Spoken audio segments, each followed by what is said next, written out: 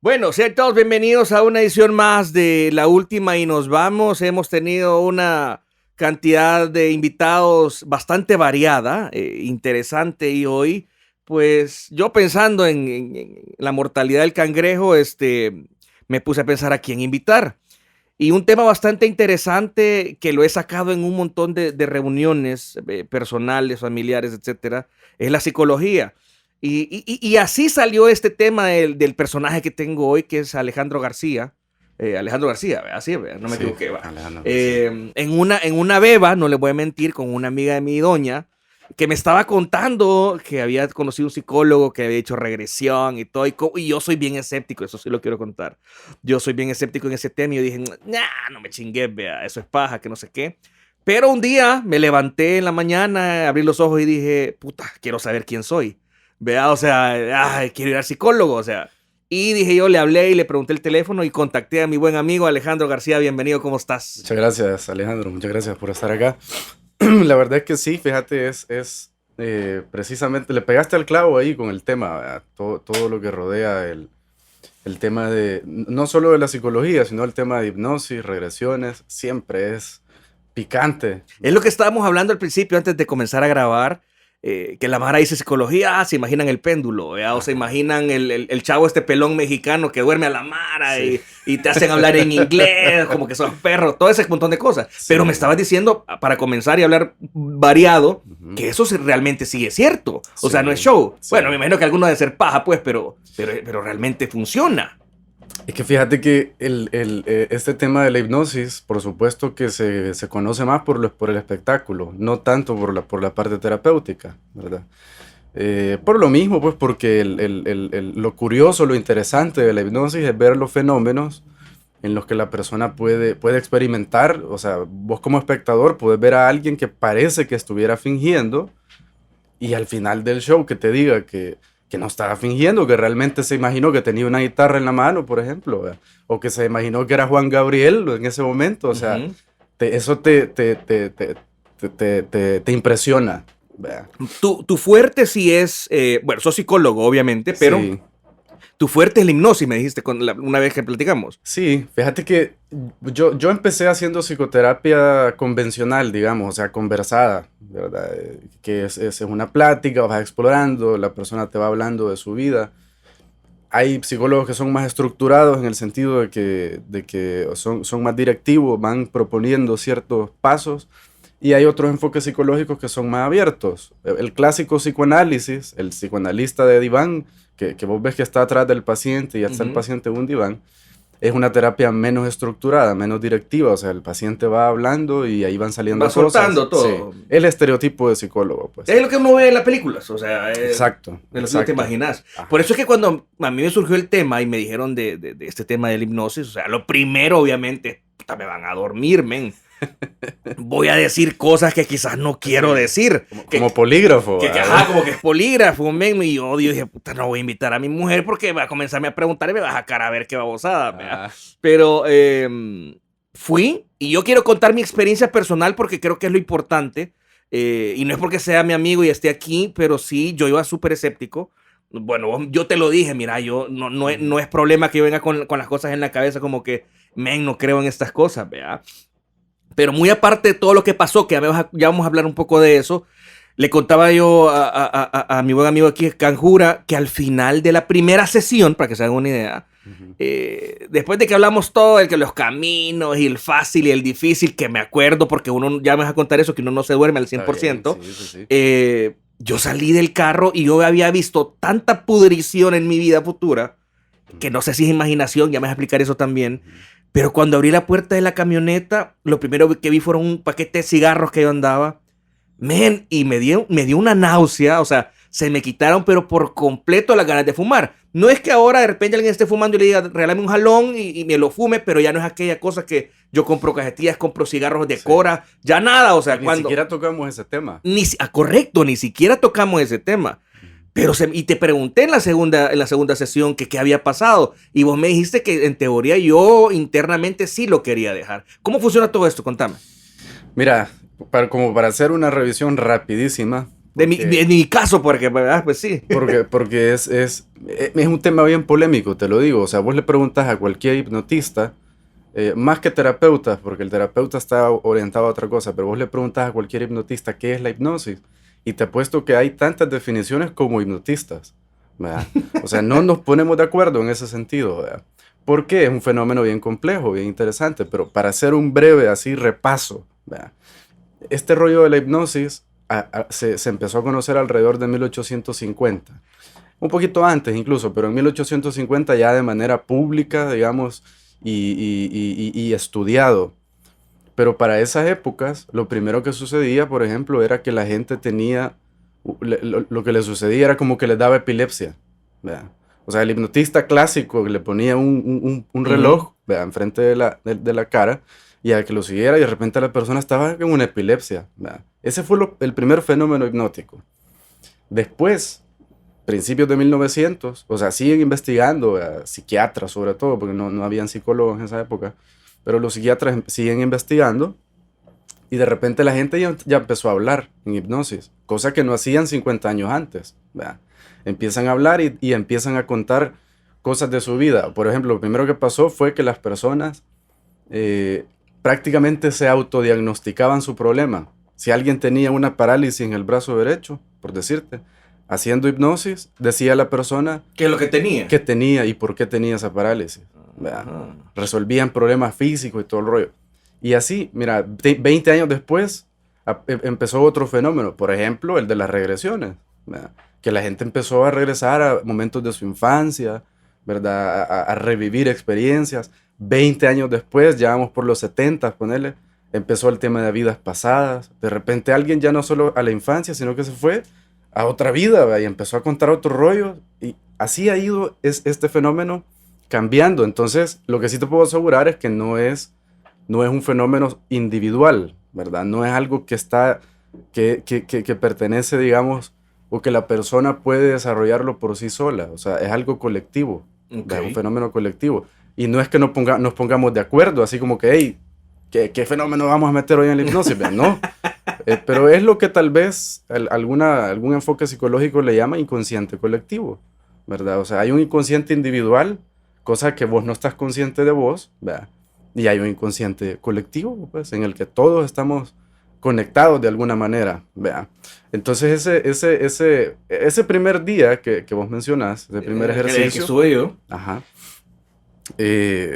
Yo recuerdo que ni siquiera hablamos del tema de fumar. Nunca hablamos de fumar, ajá. O sea, nada. Entonces, ¿qué fue lo que sucedió? Que ese ejercicio tiene la intención de que uno se proyecte. O sea, ¿qué pasaría si yo hago cambios en mi vida en este momento? ¿Verdad?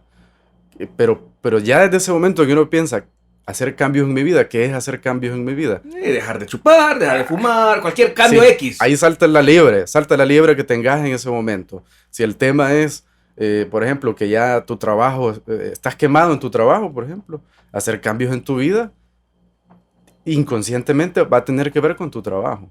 Si el tema es que tenés 15 años de matrimonio y eso ya está quemado y no lo estás aceptando, pero ahí está, o sea, la piedra en el zapato, hacer cambios en tu vida va a ser, por ejemplo, pensar en divorciarte o pensar en hacer algo realmente por tu matrimonio. ¿Me explico? O sea, no necesitas realmente...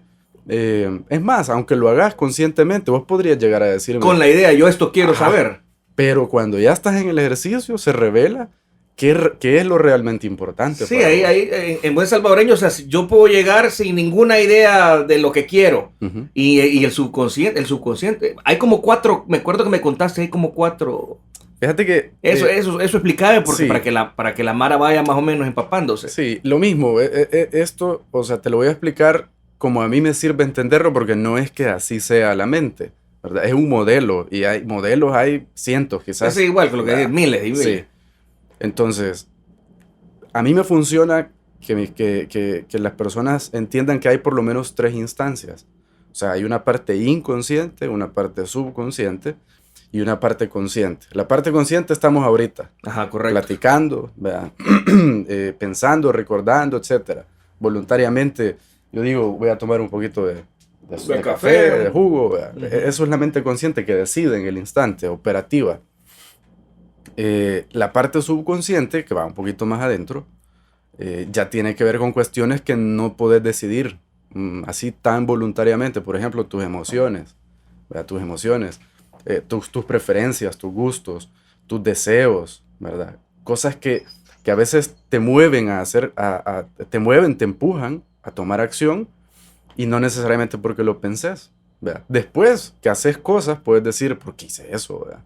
Realmente porque tenías el deseo, tenías una emoción de por medio. Entonces en lo subconsciente están las emociones, está tu historia, toda tu historia personal, ¿verdad? Está tus creencias más profundas. O sea, yo, Alejandro, soy, por ejemplo, una persona disciplinada. Vaya, eso es una creencia mía. ¿Verdad? Eso es lo que yo pienso y probablemente empezamos a convivir, a relacionarnos. Y vos me terminás diciendo, mira, vos no sos disciplinado. Bueno, pues yo así creo que soy. Esas son creencias. Y está más al centro de la parte inconsciente, ¿verdad? Que ahí, esa parte inconsciente es la sabiduría del cuerpo. O sea, ¿por qué funciona tu sistema inmunológico? ¿Por qué funciona tu sistema digestivo? ¿Por qué late tu corazón? Todo eso son el sistema autónomo. Ahí ni siquiera nos interesa entrar porque ¿cómo voy a decirle yo a tu intestino que se mueva más rápido? ¿Y por qué? Uh-huh. ¿O por qué le voy a decir yo a tu sistema inmunológico que produzca más linfocitos? ¿Y por qué? ¿Verdad?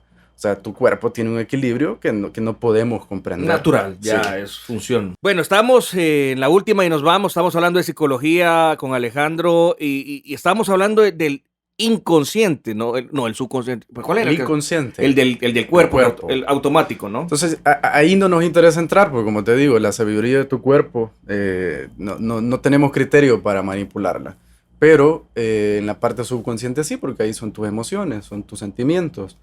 Entonces, en hipnoterapia, que es, digamos, la hipnosis aplicada a lo terapéutico, en la hipnoterapia nos interesa la parte subconsciente, nos interesan las emociones, las creencias, los pensamientos más nucleares de la persona, ¿verdad? Y esos son, sí son cuestionables, o sea, son modificables y no porque el terapeuta crea que sabe qué es lo mejor para la persona, no, o sea, es porque las personas llegan y dicen, miren, o sea, por ejemplo, tengo un problema de autoestima, yo siempre pienso que no puedo hacer las cosas y la gente me dice que soy bien inteligente y que hago bien las cosas, pero no me la creo yo, ¿verdad?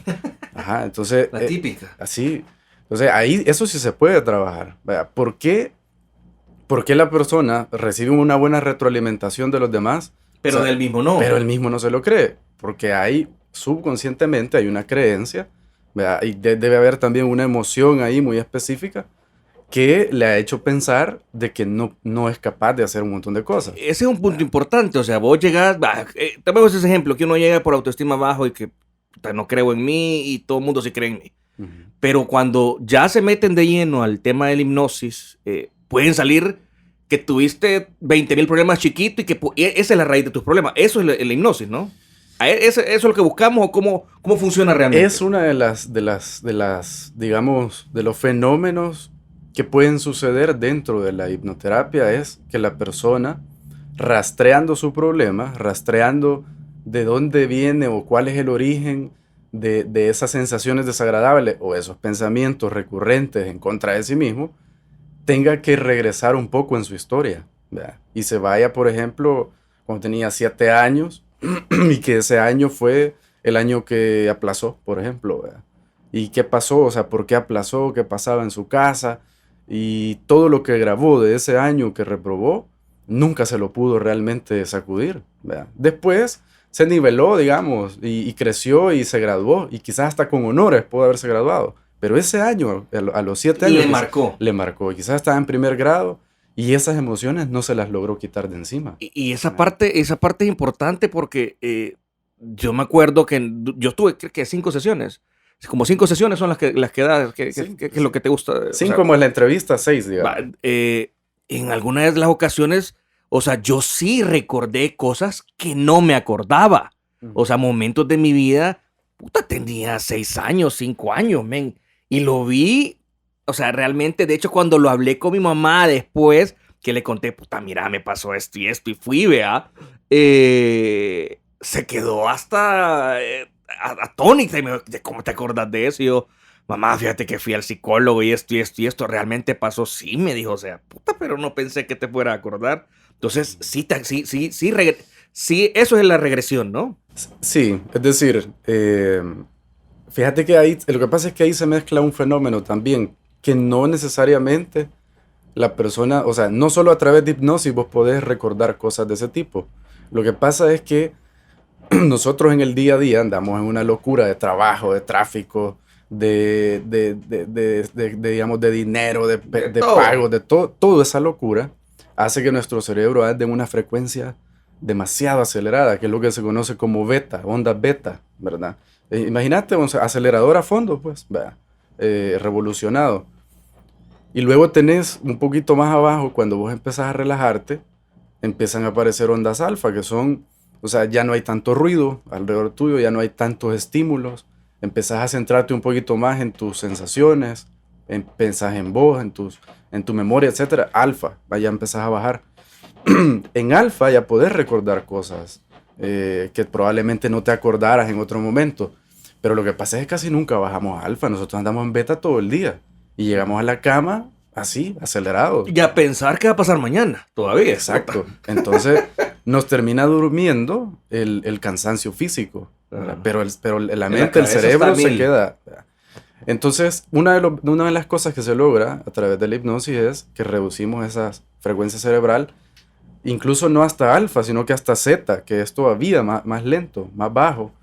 Y en zeta es cuando uno puede tener acceso tanto a su mundo emocional, sentimental, como a toda su historia, ¿verdad? A cosas que no te acordás, pero no es que no te acordes, sino que en la frecuencia en la que te mueves todos los días, no podés llegar a ese tipo de introspección, ¿verdad? Entonces, cuando ya haces O te relajás, una digamos. relajación o te enfocas específicamente en recordar ciertas cosas, en sentir ciertas cosas, empiezan a aparecer mágicamente, entre comillas, ese tipo de recuerdos, ¿verdad? Sí, Pero, porque o sea, yo realmente lo vi. ujú, Vea, y son cosas que, como vos me dijiste, que el cerebro también hay cierto momento que guarda algunas cosas y otras las hace como, o sea, no sí. son necesarias. Algo así me explicaste, ¿sabes? Sí, Vea, sí, sí. Sí, o sea, la memoria selectiva, digamos así. o una regresión no se trata de que el cerebro va a un archivo y dice año 1993 y saca un folder y qué mes. No, o sea, la memoria no funciona así, sino que siempre que uno recuerda, reconstruye, ¿verdad? Reconstruye su Ok. pasado. Y eso es bien interesante, fíjate, porque uno suele imaginar su historia o el tiempo como que aquí a la izquierda está el pasado, aquí está el presente y a la derecha está el futuro, ¿verdad? Y Ujú. uno va así. Y en realidad no funciona así, ni físicamente ni psicológicamente. O sea, tu pasado siempre lo estás reconstruyendo. No pensás lo mismo vos de la experiencia, te pongo el mismo ejemplo, ¿verdad? La experiencia de aplazar un año cuando tenía 7 años, no pensás lo mismo a los 10 que a los 20 ni que a los 30 porque probablemente a los 10 todavía te golpeaba eso, ¿verdad? Y veías a tus cheros que pasaron de grado y vos no, ¿verdad? Y ahí cerquita jugando, ¿verdad? Pero después a los 20 por ejemplo, ya no te importó tanto, porque ya te diste cuenta que ya estás estudiando, te Dale graduaste, 20, y a los 30 Puta, qué pasmado. y vos decís, podés decir, esa experiencia a mí me sirvió, ¿verdad? Me sirvió porque aprendí a los 30. Entonces, todavía a los 30 vos seguís reconstruyendo la Sí, lo experiencia estás de viendo los de manera 7. diferente Así siempre, la es. perspectiva. Entonces, cuando hacemos hipnosis y se da este fenómeno de la regresión, la persona tiene la oportunidad de reconstruir su historia, pero con un nivel de conocimiento de sí mismo y de toda su misma historia mucho mayor, ¿verdad? Eso es lo que le permite a la persona cambiar su emoción de esos momentos de su vida, ¿verdad? Que puede regresar con una mente adulta a decirle al niño, mira, o sea, relájate, no fue tan grave como, no te moriste, ¿verdad? Porque literal hay circunstancias de pequeño, ahorita es bien difícil que lo recordemos, pero hay circunstancias de pequeño que uno juró que se iba a morir, ¿verdad? Y esa emoción quedó ahí como una alerta. Sin contar la primera novia, vea, que Sí. se quemó a morir. Cabal, cabal. O sea, y quedó esa emoción así guardadita de que por ejemplo, una relación con una persona, una relación de pareja, automáticamente quedó guardado de que hay un gran peligro también. ¿Por qué? Porque cuando terminé esa primera relación, me quedé pero despedazado, ¿verdad? De 12, 13 años, qué sé yo, ¿verdad?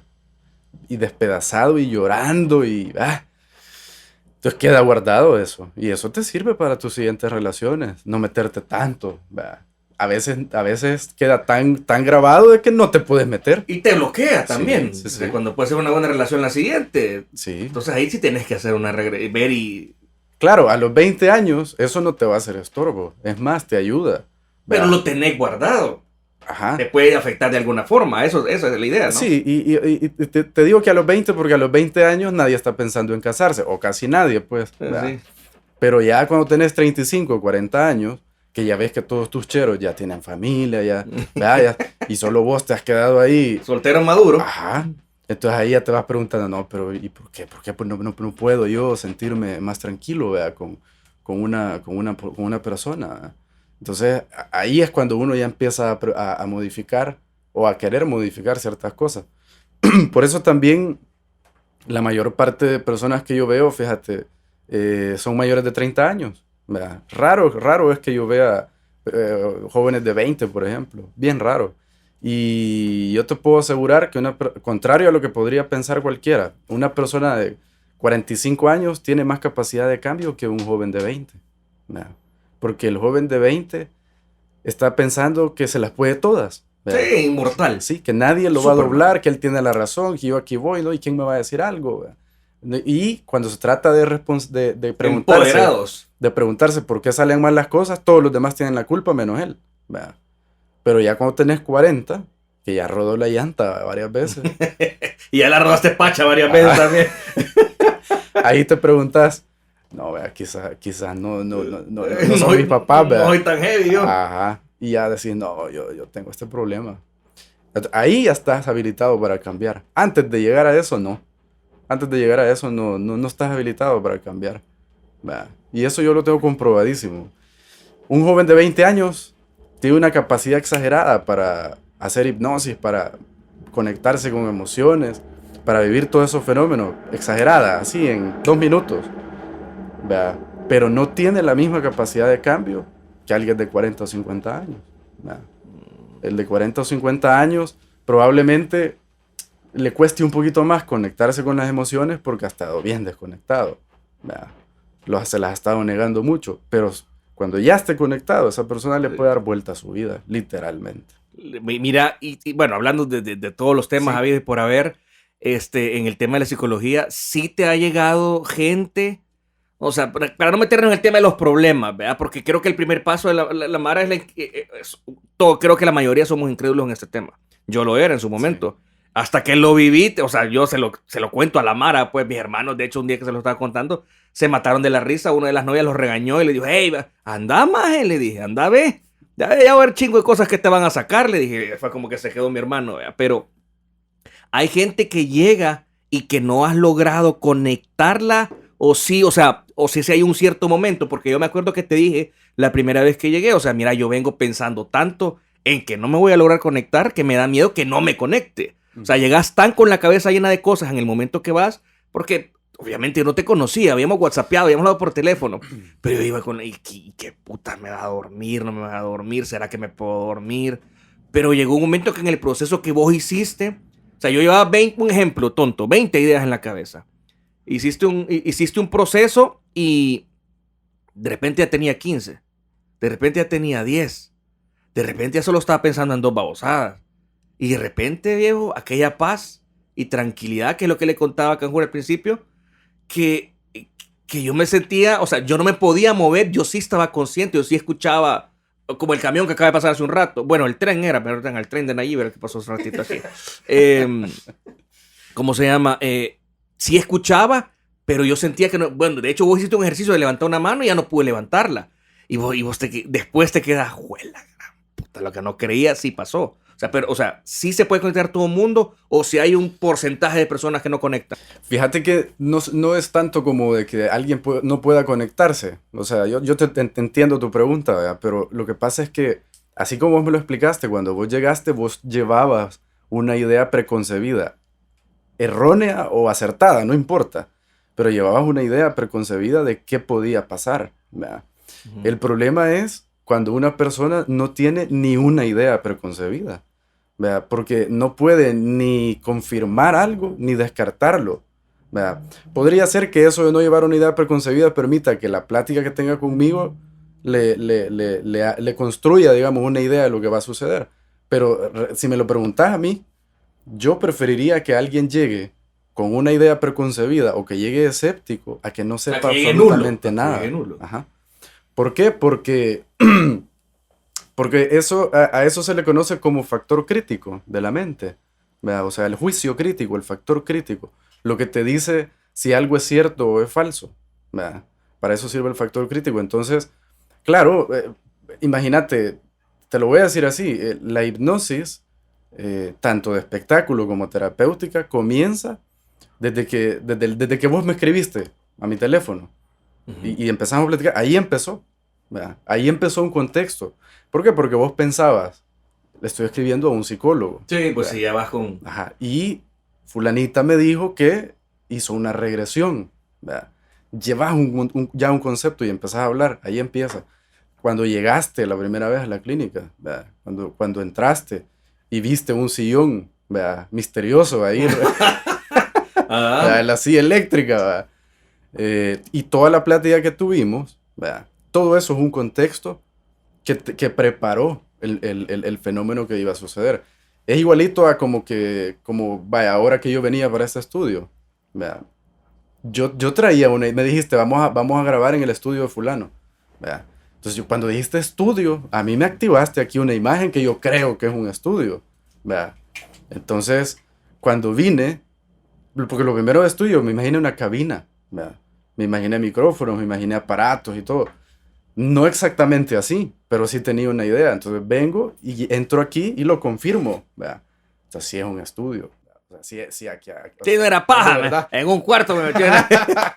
Cabal, o sea, no me vine a encontrar, por ejemplo, con un Walkman, ¿verdad? Que íbamos a grabar, o sea, Ah, si hubiese pasado eso, ¿verdad? Yo hubiera dicho, este Alejandro me dijo estudio, pero quizás para pantallarme, ¿verdad? Entonces, igualito ok. es como vos llegás a la hipnosis, ya sea de espectáculo o terapéutica, como te digo. Llevas una idea y en el camino vas confirmando o descartando, ¿verdad? Entonces, ahora bien, ya lo que sucede en la terapia, eso ya es bien personal. Es bien personal. Yo siempre lo digo a mis pacientes. Nadie le puede explicar qué es lo que qué es lo que va a sentir, cómo lo va a experimentar. Cada quien es diferente, o Sí, sea. porque depende de tu configuración cerebral, lo que vas a experimentar. Hay gente que es una piedra y no se mueve, es lo que se conoce como catalepsia, ¿verdad? En hipnosis, o sea, estás petrificado, ¿verdad? Hay gente que no puede dejar de moverse en hipnosis. Se rascan, se acomodan, ¿verdad? Pero Eh, igual están en el mismo trance, digámoslo así. pero están en la misma, digamos, en el mismo enfoque, en la misma concentración, ¿verdad? Entonces es bien personal la experiencia, nadie te la puede explicar, o sea, como te digo, hay gente que se mueve mucho, hay gente que no se mueve.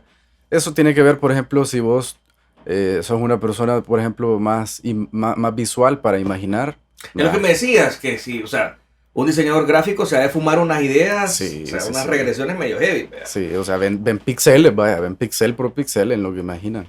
¿Verdad? Su imaginación es bien rica, bien compleja, ¿verdad? Por ejemplo, hay personas que son más auditivas, o sea, no es que sea una experiencia visual la que tengan. No es, Escuchan. ajá, por ejemplo, con la experiencia que vos tuviste, ¿verdad? Recuerdos que viste de tu infancia y todo.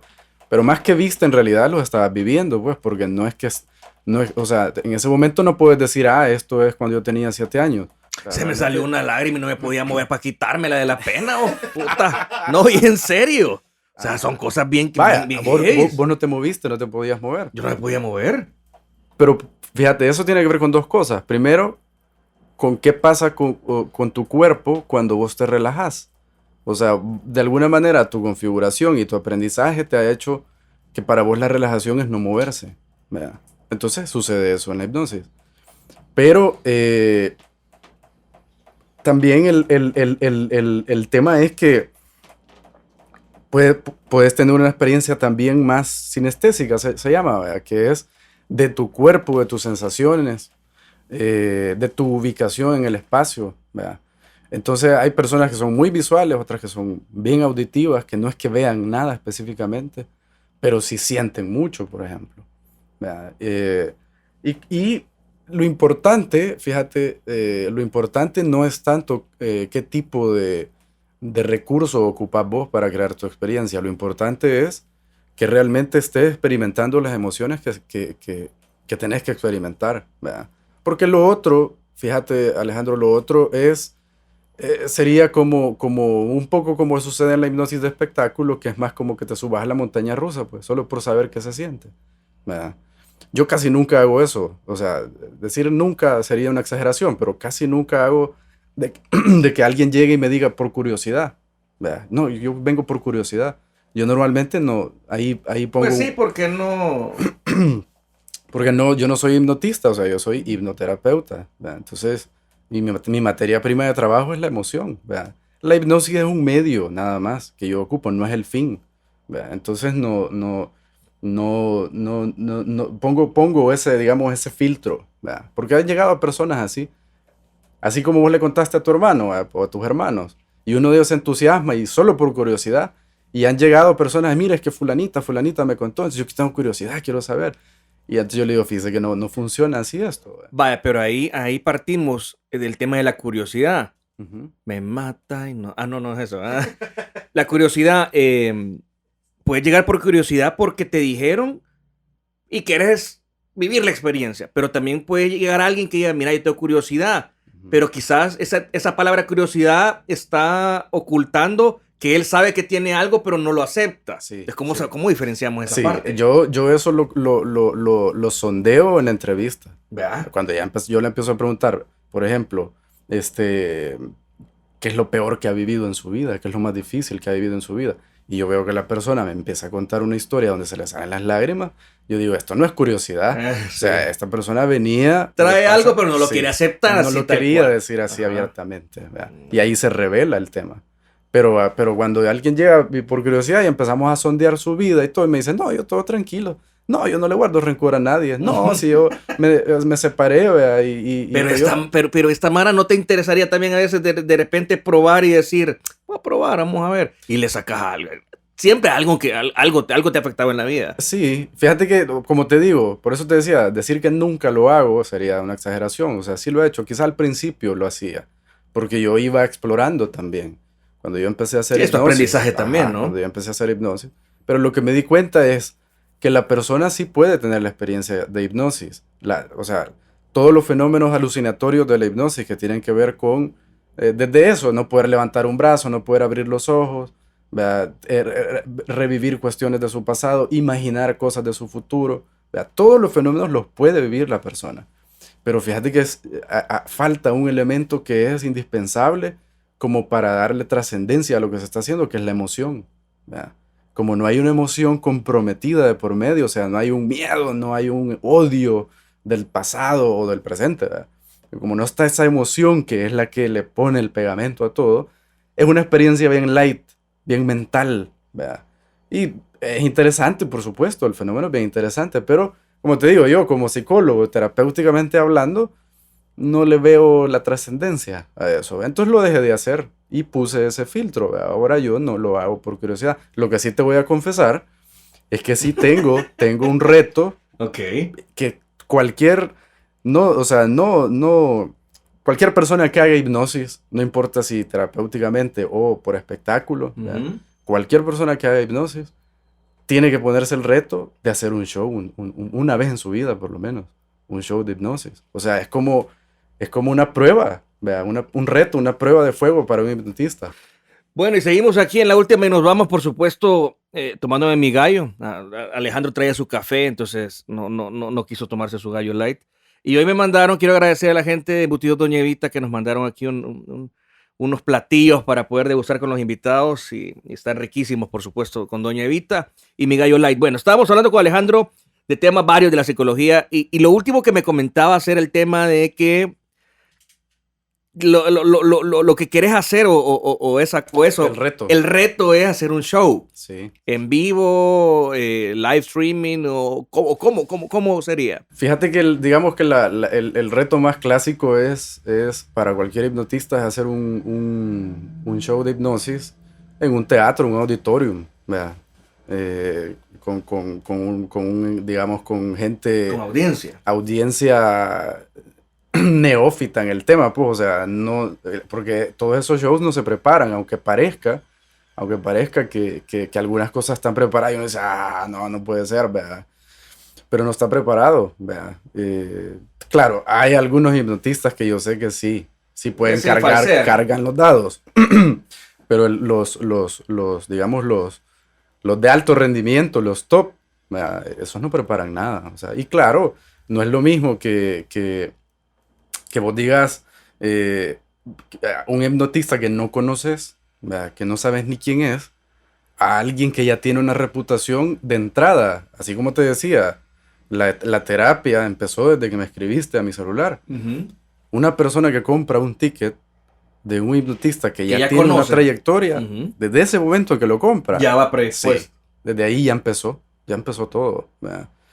Entonces, por eso es el reto, ¿verdad? Porque pues sí, a mí nadie me conoce como hipnotista, soy terapeuta, soy psicólogo, uh-huh, pero el reto es hacer un show de y eso. No es como más complicado que la persona, o sea, esté predispuesta a no entrar en el trance, como lo querramos llamar, porque esté enfrente de una cámara, enfrente de un público, o sea, no es más, o sea, no vas más predispuesto a que no pase. No, fíjate que no, al contrario, todo ese contexto, todo ese escenario facilita, o sea, la persona... ¿Por qué? Porque es lo que te mencionaba hace un ratito del factor crítico, ¿verdad? Cuando estás en una situación así, la mayoría de personas se ponen nerviosas, ¿verdad? Cuando vos estás nervioso, esa palabra nervioso, tu factor crítico cede un poco, ¿verdad? Entonces estás más receptivo a lo que puede suceder, ¿verdad? Y así te lo digo, en los shows de hipnosis, y vos podés ver en YouTube, hay un montón. Con uno, o sea, imagínate 10 personas en el escenario. El primero con el que, o sea, se pueden hacer cosas colectivas, ¿verdad? En donde todos van profundizando, pero digamos que empieza con uno. Hay hipnotistas que eso hacen. Ponen a 20 personas y empiezan con el número 1 en la fila. Y empiezan a hacerle las profundizaciones, las inducciones, y de repente ya la persona ya está en el estado adecuado. Y vas con el segundo, con el tercero. Cada uno se pone nervioso. Cuando van por el cuarto, el que está en el número 10 de la fila, ya está. Ahí viene. ¿Verdad? Así. Y entonces es bien chivo, bien interesante ver que el último de la fila, o sea, ni ha llegado ahí el hipnotista y la persona ya está. Porque está viendo que cada uno viene. Entonces, es decir, como que ahí viene la ola, ¿Qué pasa, Miguel? ¿Verdad? Entonces es parte del show, es bien interesante. Hay unos que utilizan eso y lo resaltan, ¿verdad? Entonces es lo contrario, fíjate. Si una persona en un escenario, cámaras, público, está en un mejor estado de receptividad. Ajá. A que lo hiciéramos, digamos, 3 personas en un lugar. Bueno, así. Ahí está. A todos al Salvador All Star vamos a dormir. No, hey, este tema de verdad que entretenido, da para hacer 7 programas si es posible. Y de verdad lo que me dijiste, hacer tu podcast, deberías de hacerlo, man. Creo que un montón de gente le podrías ayudar. Es un tema largo, es un tema que a mucha gente le puede servir. Que quizás la gente, yo creo que todos deberíamos ir al psicólogo, eso sí lo tengo súper claro. Yo creo que todos deberíamos ir al psicólogo, todos necesitamos encontrarnos, regresar, o sea... Sí, es un poco lo que platicábamos antes de empezar, que yo les decía de que no necesariamente uno tiene que tener un trauma, o no tiene necesariamente que estar identificando así una crisis en su vida, como para poder buscar ayuda terapéutica, porque en el ejemplo o en la analogía que les ponía, o sea, es como que uno va en la memoria caché, se va acumulando un montón de cosas, de experiencias, de problemas, y cosas que suceden en tu vida, y hay un punto en el que vos necesitas limpiar esa memoria. Pasarlo a un disco duro. Sí. Lo soltás. Limpiarla y entonces tus procesadores corren mejor. ¿Verdad? O sea, hay momentos en los que la persona está saturadísima de recuerdos, de temas emocionales, de cosas que tiene que hacer en el futuro. Y es bien difícil estar en el presente, bien difícil, ¿verdad? Porque estás tirando para atrás o para adelante. Entonces son momentos que no tienen que ver con un trauma, no tienen que ver con con crisis en tu vida, ¿verdad? No tienes que estar en un estado de pánico, vaya, una crisis de ansiedad para buscar terapia. En ese momento lo que necesitas realmente es ordenar un poquito, limpiar. La computadora es el mejor ejemplo. O sea, si esto nosotros lo hemos hecho inconscientemente, proyectando cómo funciona nuestra mente, ¿verdad? O sea, sin darnos cuenta hemos reproducido un cerebro, ¿verdad? Mecánico, externo, ¿verdad?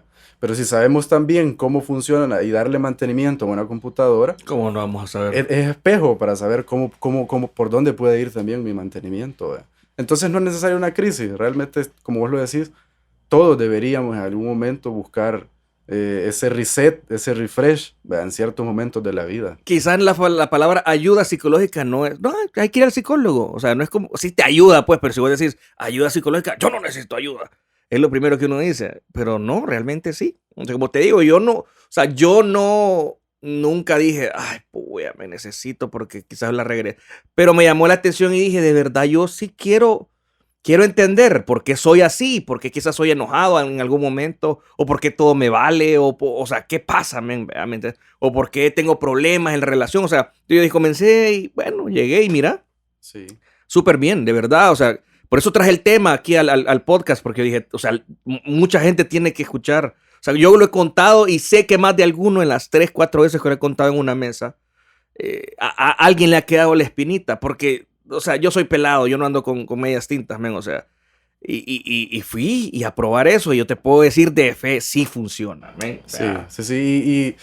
Y yo tendría que hacer una diferencia, ¿verdad? Porque de lo que hemos estado hablando, de lo que yo te estoy hablando y a lo que yo me dedico es algo bien, digamos, bien particular dentro de lo terapéutico, porque la psicología convencional, los tratamientos convencionales, como te decía, son conversaciones. Son conversaciones las que vos llevas con un psicólogo, con es una la que vemos en la psicóloga. tele. Ajá. En cambio, hacer hipnoterapia es otra cosa. Por eso yo solo hago 6 sesiones. O sea, mis procesos no son de meses, ¿verdad? Y que vamos a ver hasta dónde llega el proceso, ¿no? O sea, yo pongo un número de sesiones porque vamos haciendo ejercicios bien específicos. Eso sí, te tengo que sacar tus objetivos, tus expectativas, versus una maratón, por ejemplo, ¿verdad? O sea, una maratón donde es de resistencia, un proceso terapéutico normal es más de eso, ¿verdad? De acompañamiento, etcétera. Lo que yo hago es algo bien breve, se conoce como intervención breve, entonces es un poquito diferente, ¿verdad? El enfoque, a eso me quiero referir, y por eso es que mi materia prima es el tema emocional, o sea... Sí, meterte en las emociones de la gente. Sí. Bueno, Alejandro, de verdad, tema largo, tema interesante. Tenemos para hacer muchos más programas, pero sí se nos está agotando el tiempo. ¿Cómo la Mara te puede contactar? Redes sociales, teléfono, correo, Facebook. ¿Qué tiene que hacer la gente para poderte contactar? Mira, tengo mi página web, www.alejandrogarcia.org. Está también mi perfil de Instagram, Alejandro García-psicólogo. Mi página de Facebook, Alejandro García, psicólogo. Y ahí está mi número, ahí está mi WhatsApp, pueden escribirme a WhatsApp.